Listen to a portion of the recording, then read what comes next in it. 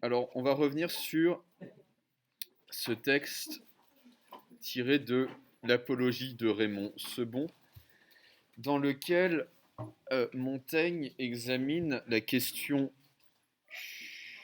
de la relativité des cultures à l'aune du jugement de goût, du jugement esthétique sur le beau. Alors,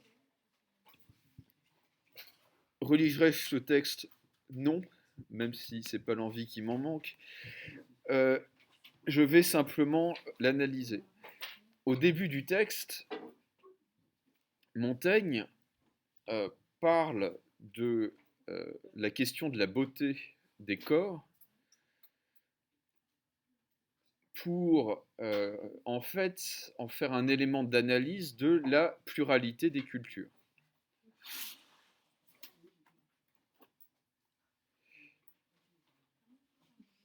Selon Montaigne, il n'y a pas d'accord possible sur la description commune de ce que c'est que la beauté. Pourquoi? Ça va, c'est des problèmes de soleil? C'est vous qui prenez tout là.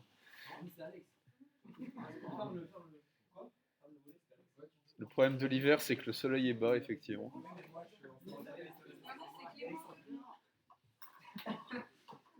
Apportez des lunettes de soleil, je ne sais pas quoi vous dire.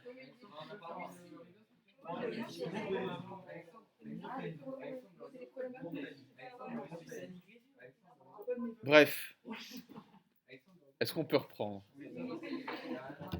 Contrairement à la lumière du soleil qui éblouit, quels que soient les peuples, quelles que soient les cultures, quels que soient les individus, quelles que soient donc les cultures, il y a certaines normes naturelles qui s'imposent universellement.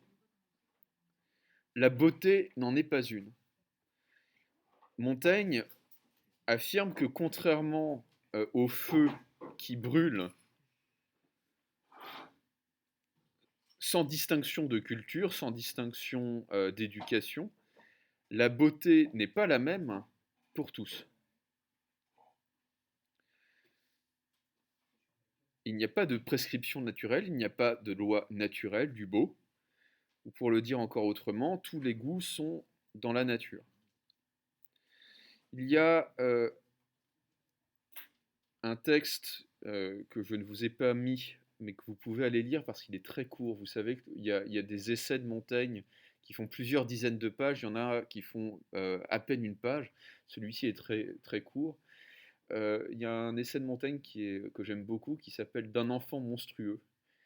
Euh, Montaigne se promène au marché et il voit un enfant qui est, dit-il, monstrueux, c'est-à-dire que on dirait, je crois me souvenir que c'est comme si son visage était à mi-chemin entre l'être humain et la poule. Donc vraiment un machin, si vous voulez, pas facile à regarder. Et Montaigne dit, bah voilà, c'est un enfant monstrueux, mais qu'est-ce que c'est qu'un monstre? Et il dit, pour Dieu, aux yeux de Dieu qui a inventé toutes les formes, qui a créé toutes les formes, rien n'est monstrueux. Et le problème, c'est que nous ne sommes pas Dieu, que nous n'avons pas créé toutes les formes et que nous allons façonner la beauté selon des normes qui nous sont propres et qui sont surtout exclusives.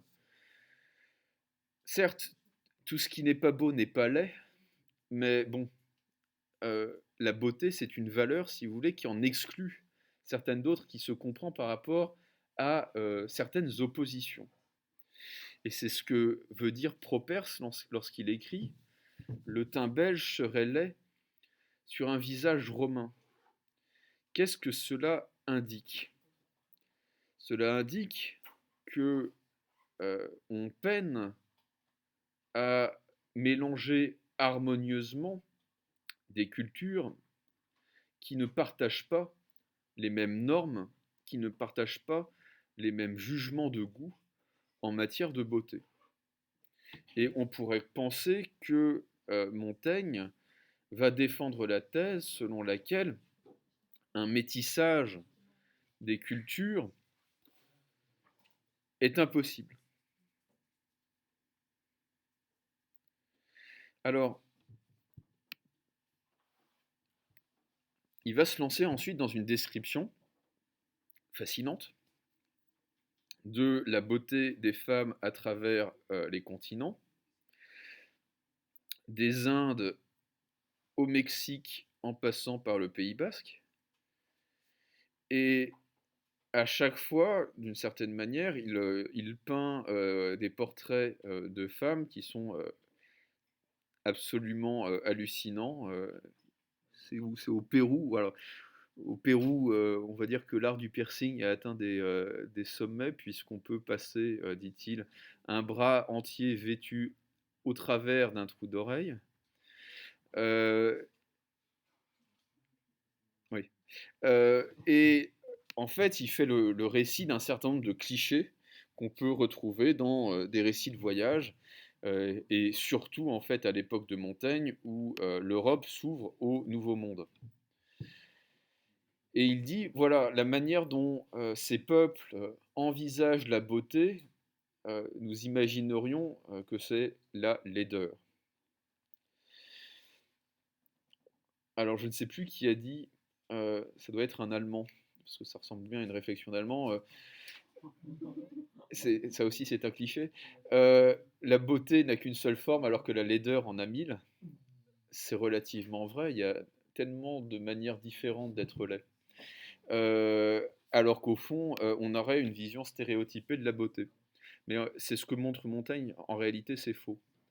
La beauté est justement de formes, de figures diverses.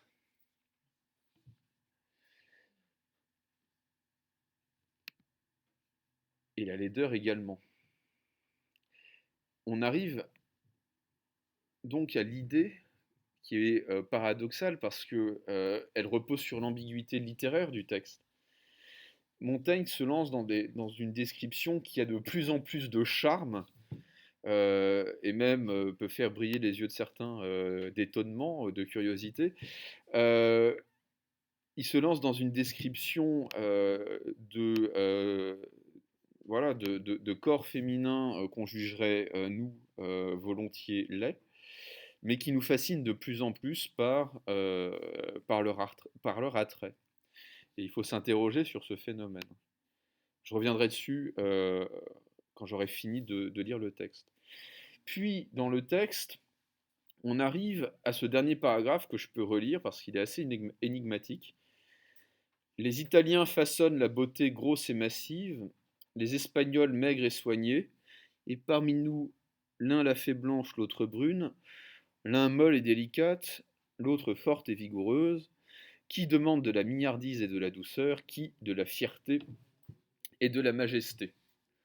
Alors, une remarque sur ces phrases, on voit très rapidement qu'il y a une gradation vers l'individualité. Euh,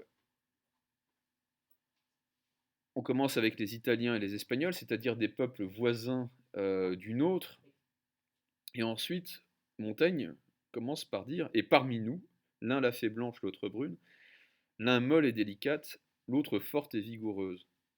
Qu'est-ce que ça veut dire? Ça ne veut pas dire que les Français ont plus de goûts ou des goûts plus divers que les Italiens et que les Espagnols. Qu'essaie de nous dire Montaigne? Montaigne essaie de nous dire que lorsque nous approchons certaines cultures étrangères, et en fait peu importe leur éloignement géographique, nous avons tendance à recourir à des clichés, à des stéréotypes. Et lorsque nous jugeons notre propre culture, euh, nous sommes capables d'en voir la diversité. Lorsque nous appartenons à une culture, lorsque nous vivons une culture de l'intérieur, nous sommes capables d'en observer les nuances.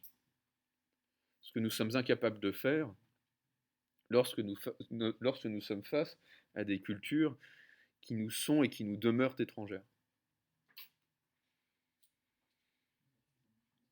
Et donc, ce que dit Montaigne, c'est qu'en réalité, c'est à force de côtoyer des cultures étrangères qu'on finit par se forger, par se former son propre goût. Il y a un autre texte de Montaigne, je n'arriverai plus à me rappeler dans quel essai il se trouve. Montaigne se compare à une abeille qui fait son miel à partir de plusieurs fleurs, qui butine plusieurs fleurs. Et en fait, c'est comme ça qu'il se considère. Il se considère comme une abeille qui est capable d'aller puiser dans différents textes, dans différentes traditions philosophiques, dans différentes langues, puisque le français n'est pas la langue maternelle de Montaigne, c'est le latin. Il parle latin avant de parler français. Euh, Montaigne est quelqu'un qui va effectivement s'ouvrir au monde, euh, à des cultures étrangères, on pourrait dire, avant même de s'ouvrir à la culture française. Et donc, ce que nous dit Montaigne, c'est qu'au fond, la culture, c'est avant tout l'effort pour s'approprier des traditions, des coutumes, qu'elles soient proches ou lointaines de nous. La culture, c'est avant tout l'effort que l'on fait pour se cultiver.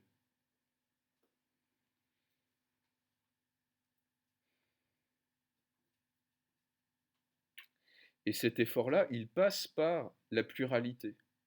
Il passe par, en fait, la rencontre avec des cultures différentes.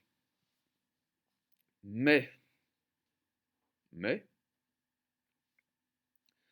Montaigne est conscient du fait que la coexistence de cultures différentes est et restera problématique, conflictuelle probablement, et c'est la référence que Montaigne peut faire à la forme que prennent les dieux, c'est très rigolo, chez Platon et chez les épicuriens, tout ainsi que la préférence en beauté que Platon attribue à la figure sphérique, les épicuriens la donnent à la pyramidale, et ne peuvent accepter un dieu en forme de boule. Autrement dit, on peut juger la question de la beauté à la légère, si vous voulez. On ne peut pas juger la question de Dieu à la légère. La question de la forme qu'on va attribuer à nos croyances religieuses, la forme géométrique même, en l'occurrence, elle est centrale pour comprendre ce que nous dit Montaigne, à savoir que la coexistence politique de sociétés multiculturelles est et restera un problème.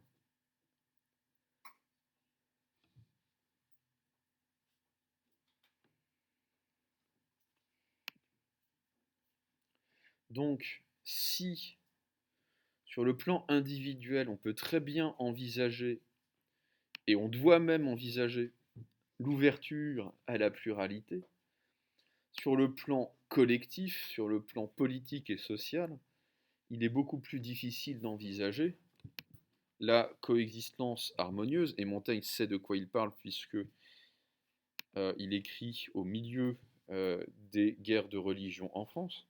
Il est beaucoup plus difficile d'envisager la coexistence pacifique de croyances qui vont finir par s'affronter.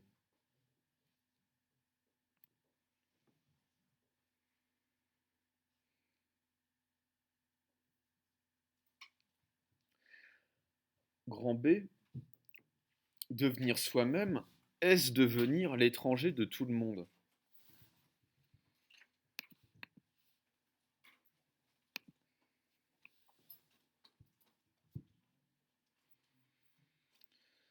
La question qu'on va se poser, alors ça ne sera pas la fin officielle du cours sur sur la culture, parce qu'il y aura encore un aparté sur le travail qui prendra un petit peu de temps. Mais au fond, avant, j'achevais ce cours par ce texte. La question qu'on va se poser euh, à présent, c'est de savoir quels sont les effets du fait de se cultiver, de s'approprier donc la culture qu'on nous transmet lorsque l'on est enfant. Et on va partir d'un texte de Richard Hogarth, qui est un sociologue britannique, anglais en fait, contemporain. Je ne sais pas s'il est mort, il est peut-être mort récemment, je ne sais plus. Je vais vérifier ça.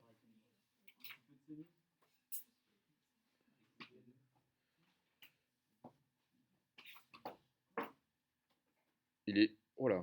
Ah oui, quand même. Il est mort à 94 ans en 2014. Pas mal.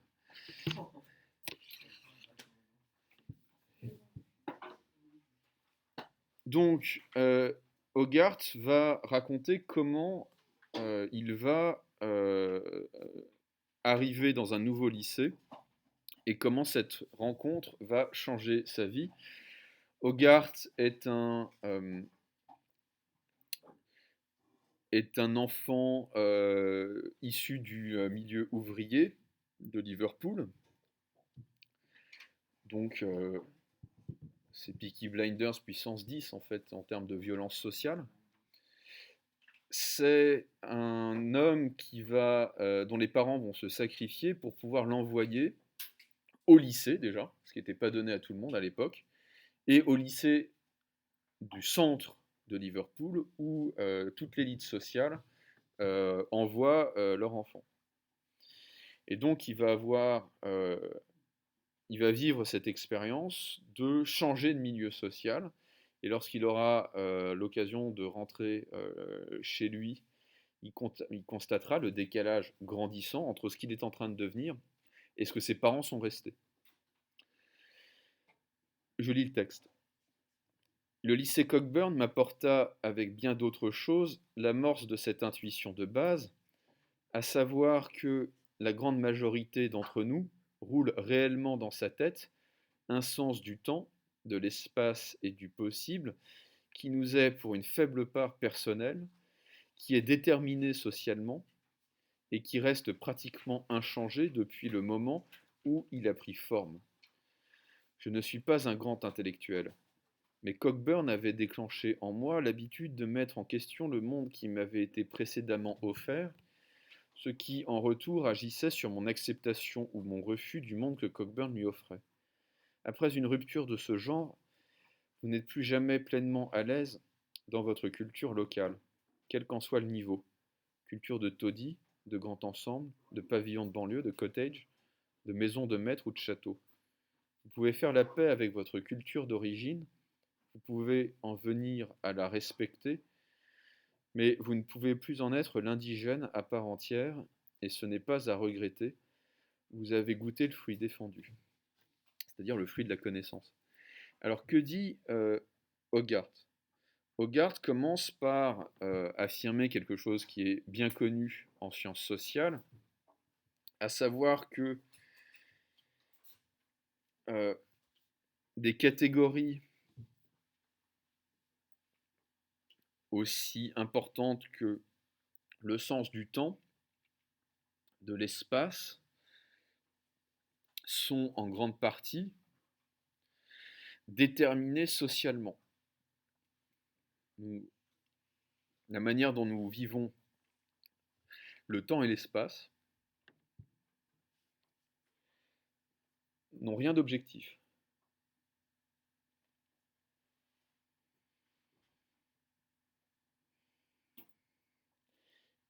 Et souvent, nous ne prenons pas conscience, nous n'avons pas conscience du caractère socialement déterminé de ces catégories.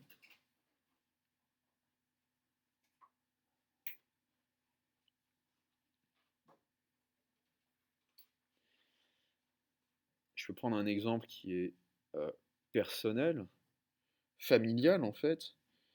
La tribu des Dumont vient de Creuse.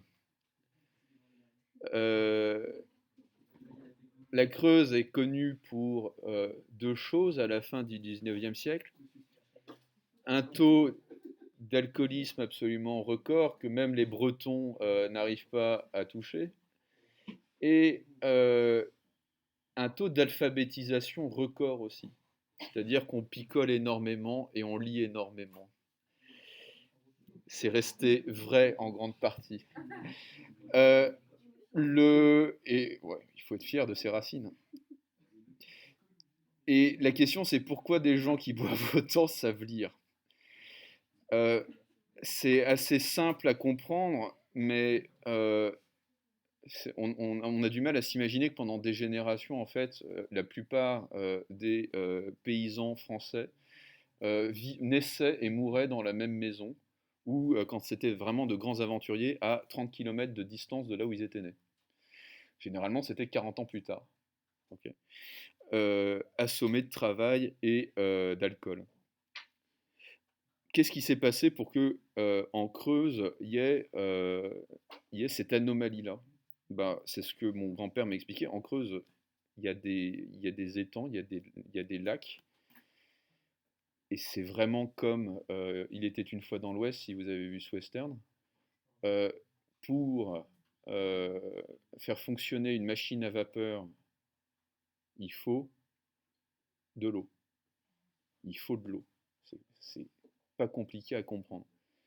Et donc le chemin de fer va passer par la Creuse précisément parce qu'il y a de l'eau et de l'alcool aussi, mais c'est une autre affaire.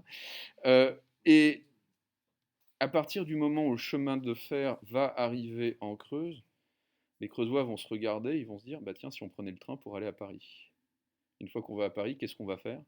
On va construire le Paris tel qu'on le connaît aujourd'hui, le Paris d'Haussmann. Et en 3 générations, en fait, première génération de paysans fortement alcooliques, deuxième génération de maçons, les maçons de la Creuse, 1840-1850 à peu près. Troisième génération, entrepreneurs dans le bâtiment, bourgeois, parisiens. En 3 générations, le sens de l'espace et du temps de la tribu des Dumont va radicalement changer. En 3 générations, on change de classe sociale en fait. Okay. Et qu'est-ce qu'il y a? Bah, mon grand-père était le président de la Chambre de commerce de Paris. Non, mais c'est. Et mon grand-père, c'était ça.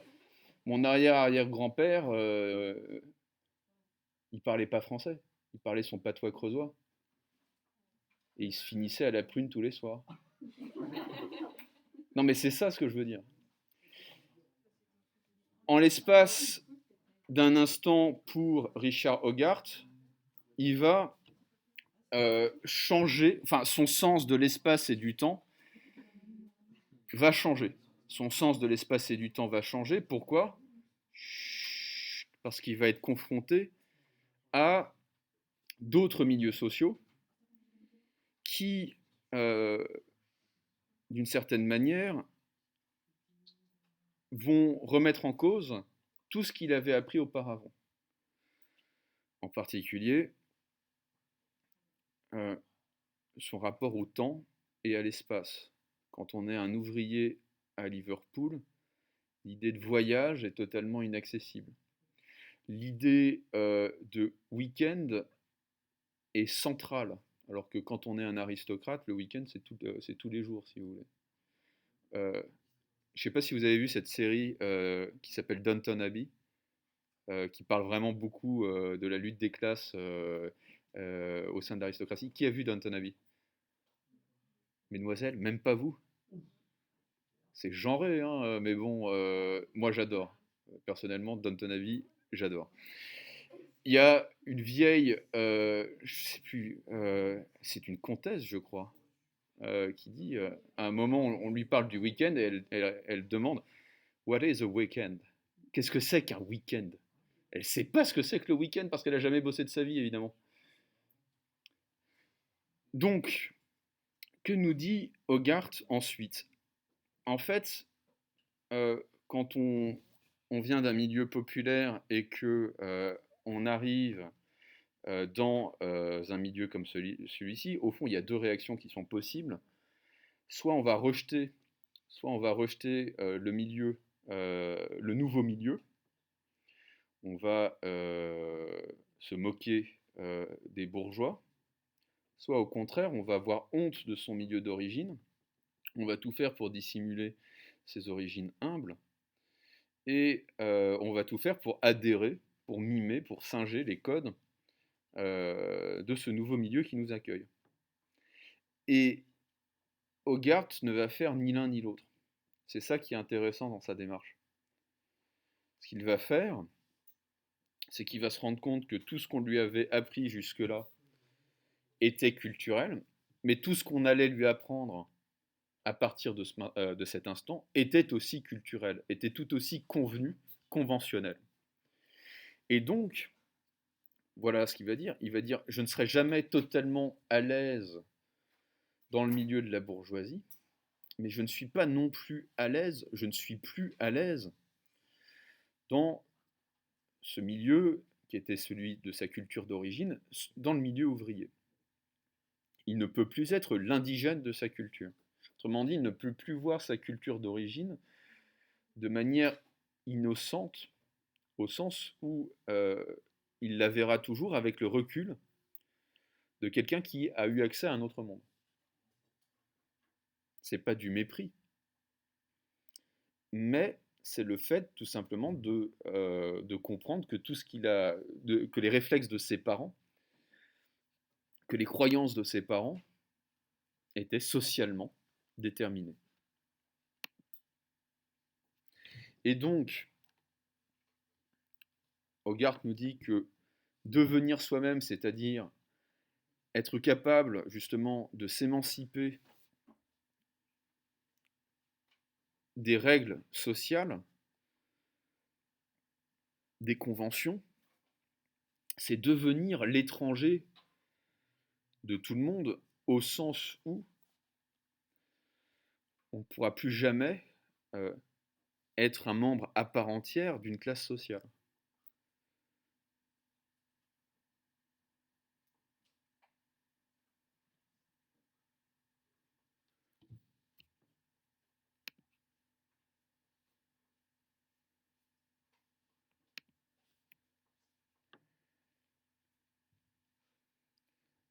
Voilà.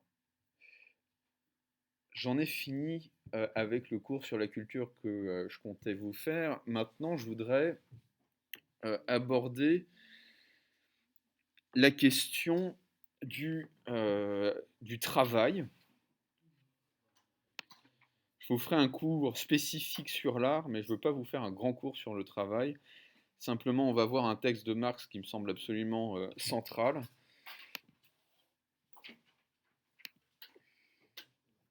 Et à la limite, si on a le temps, en fin d'année, on fera une disserte sur le travail. On verra bien. Vous avez raison. Surtout du travail aliénant, comme est la correction de copie. On va lire un texte donc de Marx tiré des manuscrits de 1844, un texte qui s'intitule, alors c'est un texte qui a été publié sous la forme de manuscrit parce que Marx ne l'a jamais fait publier, mais c'est un texte absolument central, qui est souvent d'une grande clarté, parfois un peu technique. Et donc dans le travail aliéné, Marx va expliquer au fond comment l'organisation capitalistique du travail a tendance à abrutir, à abêtir l'homme. Et Marx va expliquer en quoi consiste l'aliénation du travail. Je lis le texte. En quoi consiste l'aliénation du travail? D'abord dans le fait que le travail est extérieur à l'ouvrier, c'est-à-dire qu'il n'appartient pas à son essence, que donc dans son travail, celui-ci ne s'affirme pas, mais se nie, ne se sent pas à l'aise, mais malheureux, ne déploie pas une libre activité physique et intellectuelle, mais mortifie son corps et ruine son esprit. En conséquence, l'ouvrier n'a le sentiment d'être auprès de lui-même qu'en dehors du travail, et dans le travail, il se sent en dehors de chez soi, en dehors de soi. Il est comme chez lui. Quand il ne travaille pas, et quand il y a un problème de ponctuation, il est comme chez lui quand il ne travaille pas, et quand il travaille, il ne se sent pas chez lui. Son travail n'est donc pas volontaire, mais contraint. C'est du travail forcé. Il n'est donc pas la satisfaction d'un besoin, mais seulement un moyen de satisfaire des besoins en dehors du travail. Le caractère étranger du travail apparaît nettement dans le fait que, dès qu'il n'existe pas de contraintes physiques ou autres, le travail est fui comme la peste. Il y a 60% des Français qui sont favorables à un reconfinement. Le caractère étranger du travail apparaît nettement dans le fait que, dès qu'il n'existe pas de contraintes physiques ou autres, le travail est fui comme la peste. Le travail extérieur, le travail dans lequel l'homme s'aliène, est un travail de sacrifice de soi, de mortification. Enfin, le caractère extérieur à l'ouvrier du travail apparaît dans le fait qu'il n'est pas son bien propre, mais celui d'un autre, qu'il ne lui appartient pas, que dans le travail, l'ouvrier ne s'appartient pas lui-même, mais appartient à un autre. De même que dans la religion, l'activité propre de l'imagination humaine, du cerveau humain et du cœur humain agit sur l'individu indépendamment de lui, c'est-à-dire comme une activité étrangère divine ou diabolique. De même, l'activité de l'ouvrier n'est pas son activité propre. Elle appartient à un autre, elle est la perte de soi-même. On en vient donc à ce résultat que l'homme, l'ouvrier, ne se sent plus librement actif que dans ses fonctions animales, manger, boire et procréer, tout au plus encore dans l'habitation, qu'animal. Le bestial devient l'humain, et l'humain devient le bestial. Manger, boire et procréer sont certes aussi des fonctions authentiquement humaines, mais séparées abstraitement du reste du champ des activités humaines et devenues ainsi la fin dernière et unique, elles sont bestiales. Le travail, l'activité vitale, la vie productive n'apparaissent eux-mêmes à l'homme que comme un moyen de satisfaire un besoin, le besoin de conservation de l'existence physique. Mais la vie productive est la vie générique. C'est la vie engendrant la vie. La vie elle-même n'apparaît que comme moyen de subsistance. Alors, je vais m'arrêter là. Que nous explique Marx à travers ce concept d'aliénation? Qu'est-ce que c'est que l'aliénation? L'aliénation, c'est, au fond, le concept d'aliénation recouvre deux processus qui, en réalité, n'en font qu'un. Mais si on veut distinguer, l'aliénation, c'est d'abord ce sentiment que le travailleur peut avoir lorsqu'il travaille, le sentiment de ne pas se reconnaître dans son travail. C'est ce malaise que le travailleur peut ressentir dans des tâches qui lui paraissent dépourvues de sens.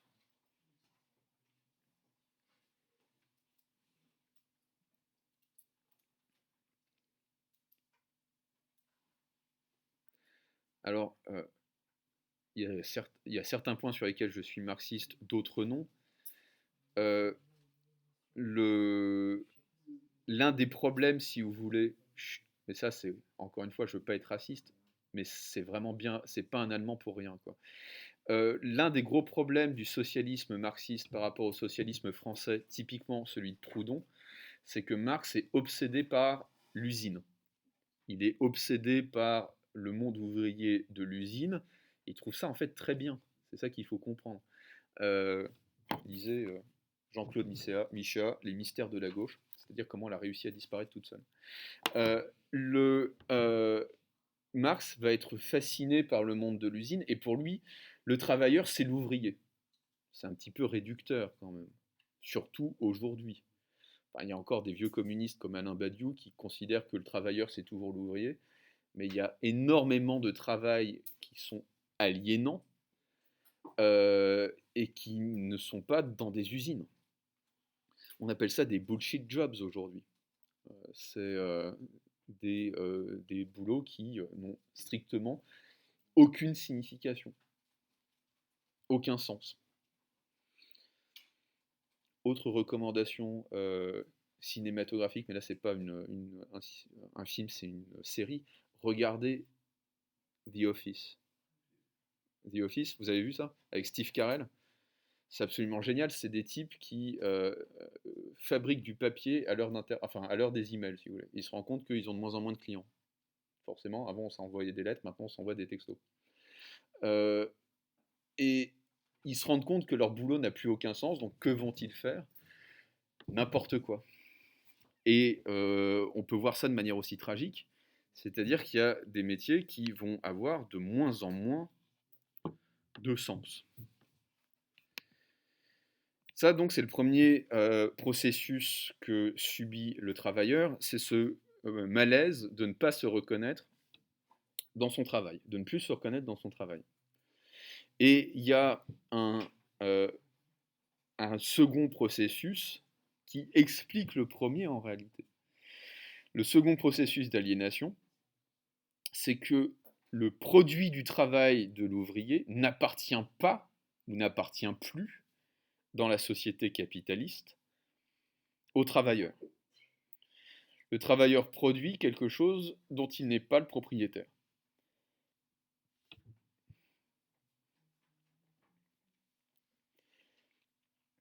Qui est le propriétaire du travail de l'ouvrier, pour Marx? C'est le capitaliste, le bourgeois. Et Marx va comparer, c'est d'ailleurs assez intéressant, Marx va comparer cette aliénation de l'ouvrier, euh, du travail de l'ouvrier en fait aux capitalistes, à la manière dont, quand on est croyant, quand on est religieux, on pense que Dieu produit en nous certains jugements, certaines activités, alors que nous en sommes nous-mêmes les auteurs. L'ouvrier croit que c'est le capitaliste qui produit, alors qu'en réalité c'est l'ouvrier qui produit.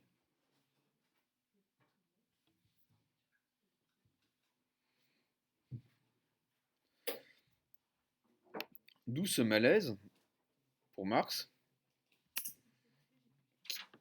de l'ouvrier, qui ne se reconnaît plus dans son travail, puisqu'il ne se rend pas compte, et ça va être toute la question du socialisme, ça va être justement que l'ouvrier s'en rende compte, donc qui ne se rend pas compte que, de toutes les manières, ce n'est plus son travail. Si l'ouvrier est mal à l'aise dans son travail, c'est que son travail lui est volé.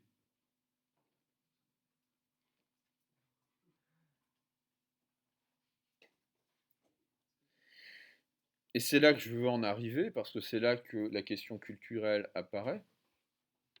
Il y a une inversion de, on va dire, de la dimension, des dimensions de l'existence, alors que le travail est fait pour humaniser l'être humain, pour Marx. Je reviendrai là-dessus tout à l'heure.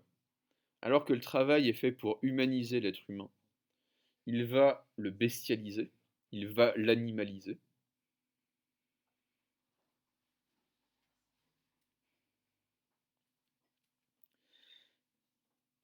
Et l'être humain ne va plus trouver il ne va plus trouver que dans certaines fonctions animales, manger, boire et procréer,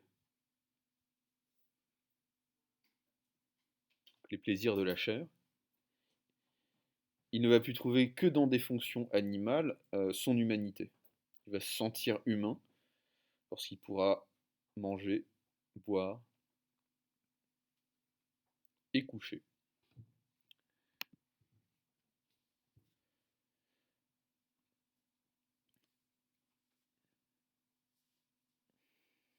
Donc ce qui devrait le rendre humain l'animalise, et ce qui l'animalise, c'est le seul refuge de son humanité.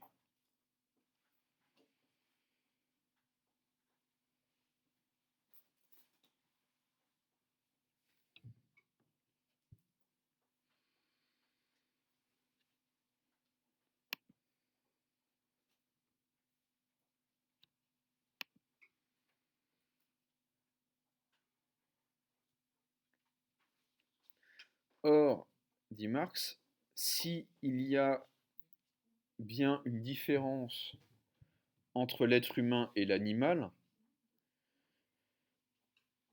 c'est dans l'activité productive, c'est dans la manière dont l'espèce humaine va produire.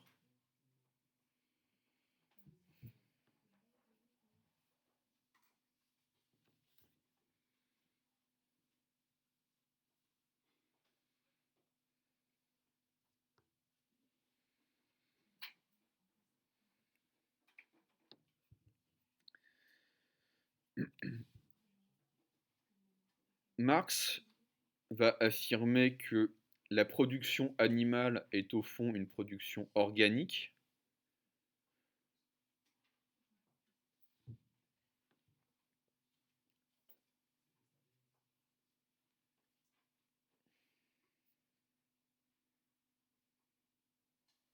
c'est-à-dire au fond totalement déterminée biologiquement,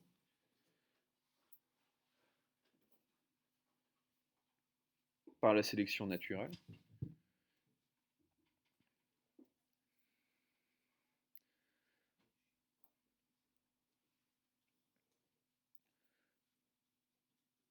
alors que l'être humain est capable de produire de manière générique et non pas organique.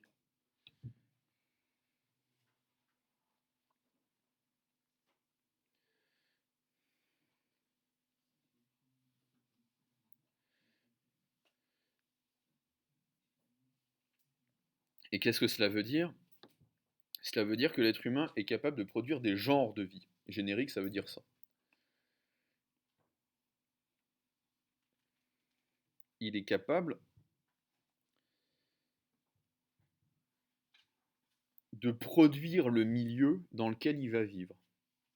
Et c'est à ça que sert le travail.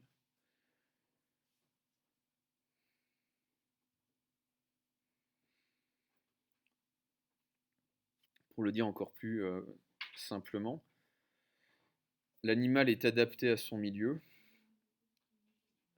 l'homme adapte son milieu à son mode de vie, à son mode d'existence. Il va transformer le monde par son travail.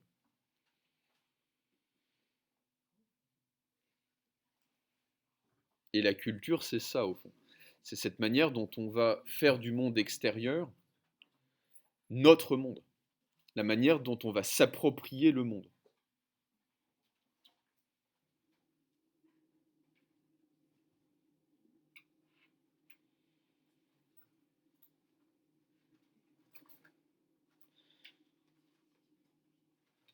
Petite parenthèse, mais c'est fascinant comme un auteur peut être aveugle à ce qu'il est lui-même.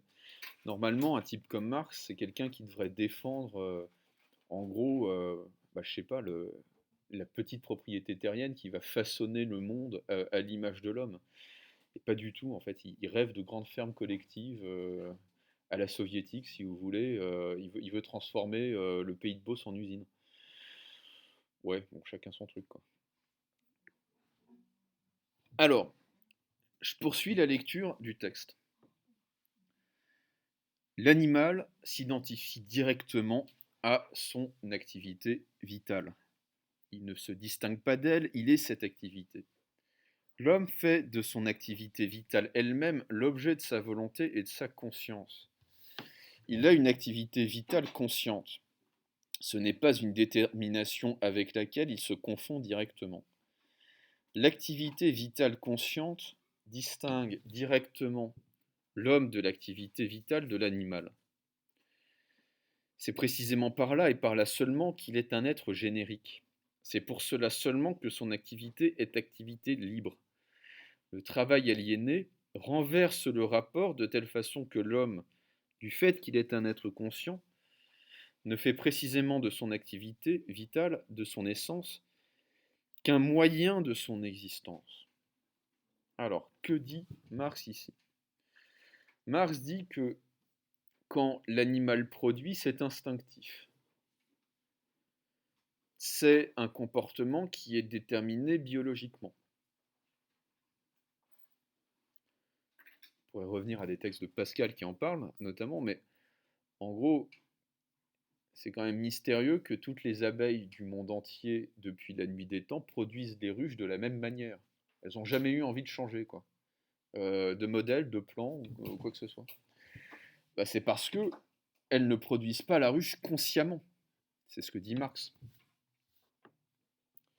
Quand un animal produit quelque chose, c'est toujours de manière aveugle, de manière inconsciente, de manière donc irréfléchie. Et c'est ce que dit Marx, c'est ce que veut dire Marx quand il dit que l'animal se confond avec son activité vitale.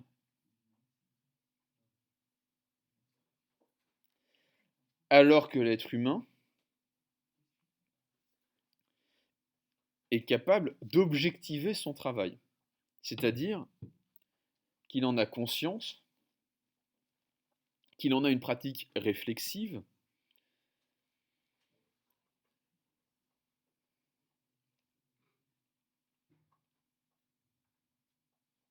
et donc qu'en fait il va extérioriser ce qu'il a en lui, pour le dire autrement, il va exprimer, c'est vraiment du Hegel, si vous vous rappelez le texte de Hegel sur le langage, euh, de la même manière que le mot le mot vient apporter quelque chose d'extérieur par rapport à notre intériorité, et donc on peut prendre conscience de notre pensée en l'extériorisant dans des mots, le travail, le fruit du travail, va être une extériorisation de la conscience de l'homme pour Marx. Au fond, le travail est une manière pour nous de nous exprimer dans une œuvre.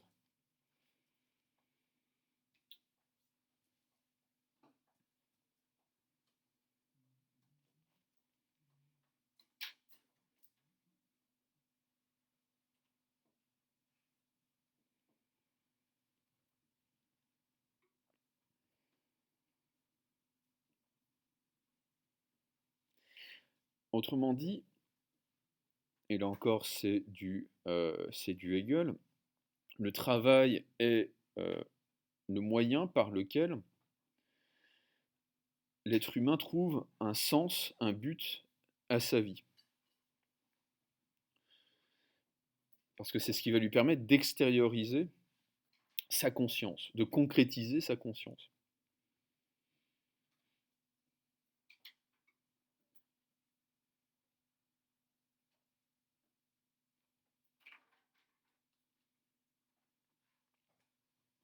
Mais le problème, c'est qu'évidemment, à partir du moment où ce travail est volé, ce travail est aliéné, ce qui est censé nous rendre libres nous a servi, dans une forme d'ironie extraordinairement cruelle.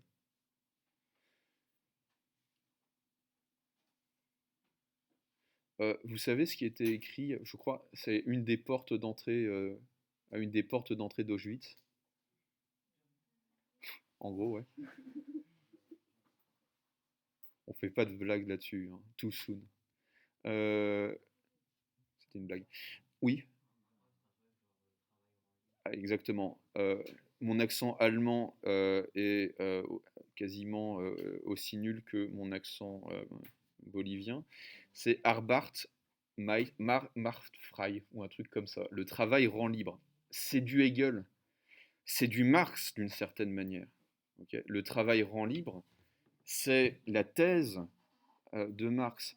Sauf qu'évidemment, si on vous vole le résultat de votre travail avec votre humanité, cette phrase est particulièrement ignoble dans un tel contexte.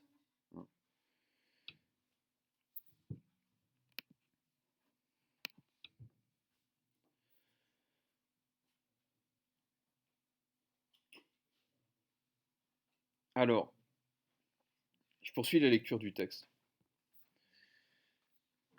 Ou plutôt non, simplement encore une dernière précision. Euh, Quand je lis des dissertations sur le travail, ça fait quand même quelques années que j'en lis, le travail c'est super important parce que ça permet de gagner de l'argent pour pouvoir acheter une télévision. Ouais, super, super.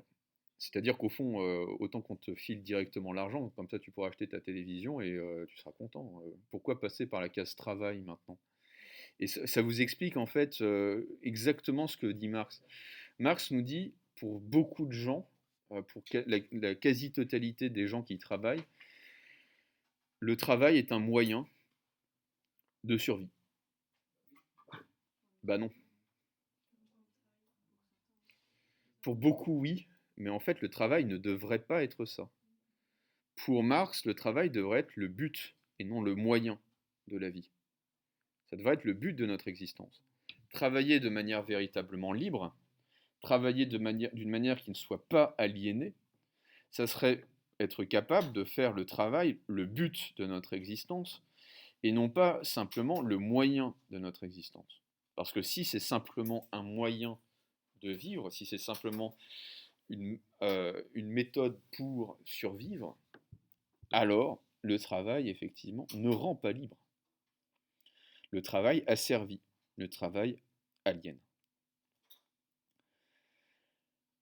Je poursuis la lecture du texte. Mais en fait, c'est frappant de voir à quel point on a tous, au fond, une conception totalement aliénée et aliénante aussi, peut-être, du travail.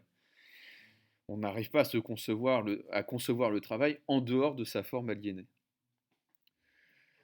Certes, l'animal aussi produit. Il se construit un nid, des habitations, comme l'abeille, le castor, la fourmi, etc.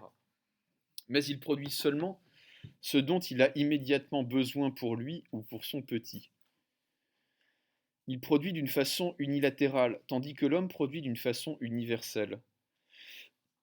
Il ne produit que sous l'empire du besoin physique immédiat, tandis que l'homme produit même libéré du besoin physique et ne produit vraiment que lorsqu'il en est libéré. L'animal ne se produit que lui-même, tandis que l'homme reproduit toute la nature. Le produit de l'animal fait directement partie de son corps physique, tandis que l'homme affronte librement son produit. L'animal ne façonne qu'à la mesure et selon les besoins de l'espèce à laquelle il appartient, tandis que l'homme sait produire à la mesure de toute espèce et sait appliquer partout à l'objet sa nature inhérente. L'homme façonne donc aussi d'après les lois de la beauté. Ça sonne à quelle heure? Alors, on va s'arrêter là. Je repartirai de là avec vos camarades. Ce que je veux, c'est que vous mettiez les chaises sur les tables et non l'inverse.